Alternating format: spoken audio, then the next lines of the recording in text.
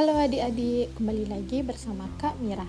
Nah, hari ini kita akan membahas tentang menjelajahi keanekaragaman alam dan buatan Indonesia untuk siswa kelas 5 tema Alam Sekitarku.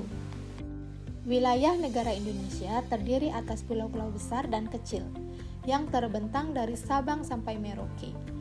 Indonesia merupakan negara dengan wilayah daratan dan lautan yang sangat luas. Nah, salah satu bagiannya adalah ekosistem. Kemudian, apa ya yang dimaksud dengan ekosistem? Yuk simak berikut videonya. Ekosistem adalah suatu sistem ekologi yang terbentuk oleh hubungan timbal balik tak terpisahkan antara makhluk hidup dengan lingkungannya. Makhluk hidup dalam kehidupannya akan melakukan hubungan timbal balik dengan segala sesuatu di lingkungan sekitarnya. Dalam sebuah ekosistem pasti ada komponen-komponen penyusun ekosistem. Nah, komponen ekosistem adalah bagian dari suatu ekosistem yang menyusun ekosistem ini sendiri, sehingga terbentuk sebuah ekosistem. Komponen dalam ekosistem kemudian dibagi lagi menjadi dua, yaitu komponen biotik dan komponen abiotik. Apa itu komponen biotik dalam ekosistem?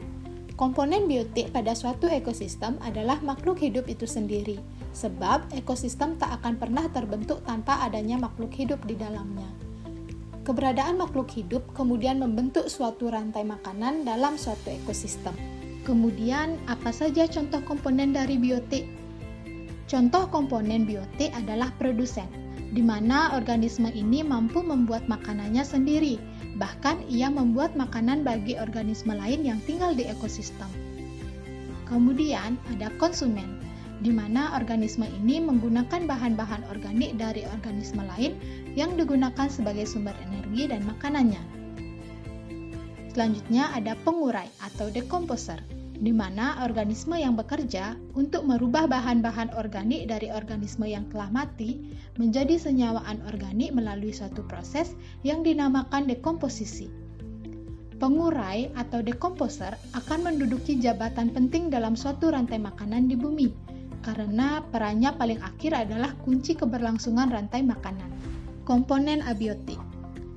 Komponen abiotik adalah komponen yang terdiri dari benda-benda bukan makhluk hidup tetapi ada di sekitar kita dan ikut mempengaruhi keberlangsungan hidup. Contoh komponen abiotik adalah tanah, udara, air, cahaya, bunyi, iklim, dan suhu.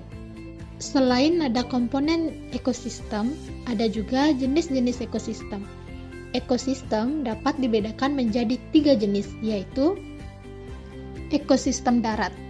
Ekosistem yang terdapat di daratan, seperti hutan, padang rumput, dan gurun.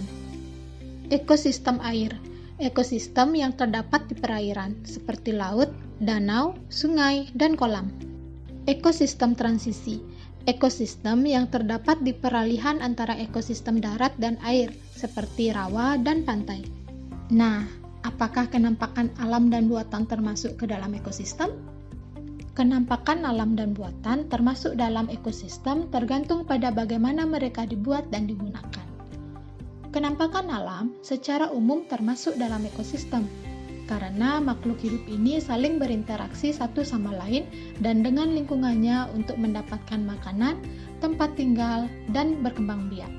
Sedangkan kenampakan buatan bisa termasuk atau tidak termasuk, tergantung pada dampaknya terhadap lingkungan.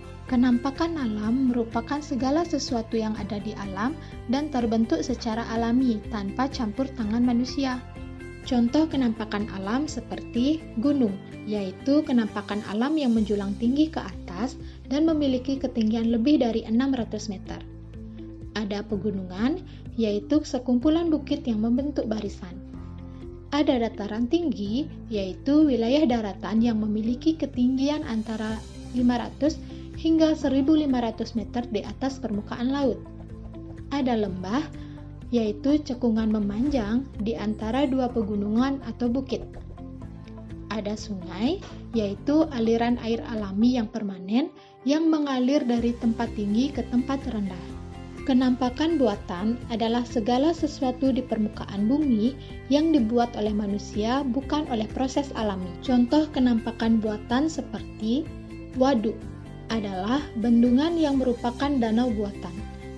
Pelabuhan merupakan bandar atau tempat berlabuh atau singgahnya kapal-kapal, baik kapal barang atau kapal muatan penumpang. Kebun binatang merupakan tempat yang sengaja dibuat untuk melestarikan hewan dari kepunahan dan mengembangbiakan hewan tersebut.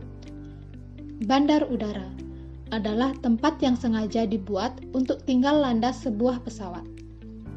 Perkebunan adalah area yang sengaja dibuat untuk ditanami tanaman industri seperti kelapa sawit, kopi, teh, coklat, karet, kelapa, tembakau, tebu, dan lain-lain.